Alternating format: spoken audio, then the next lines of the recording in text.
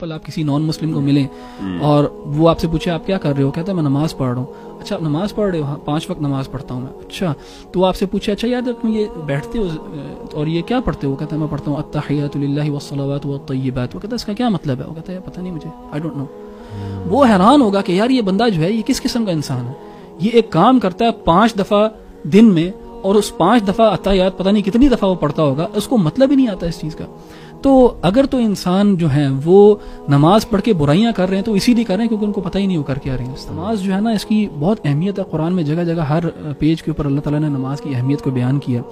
और जहन्नम में भी जो लोग जाएंगे one of the reasons why they will be in their is because of not praying.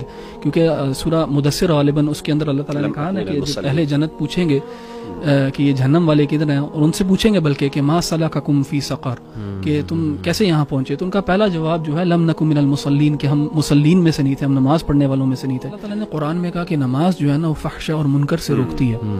यानी नमाज का जो एक नतीजा होता है वो ये है कि इंसान जो है ना वो बुरे कामों से और फहश कामों से रुक जाता है। अगर एक इंसान नमाज पढ़ रहा है और वो फिर इन चीजों से रुक भी नहीं रहा तो फिर अल्लाह ताला की बात गलत नहीं है, इस बंदे की नमाज गलत है। और वो ये है कि नमाज जो है ना वो एक रस्मी एक आदत सी बन गई है शायद, और उसके अंदर वो जो खुशू है, वो जो एक जो कैफियत है, जो पहली क्वालिटी है कि नमाज is not just actions and words without meaning and without any sincerity.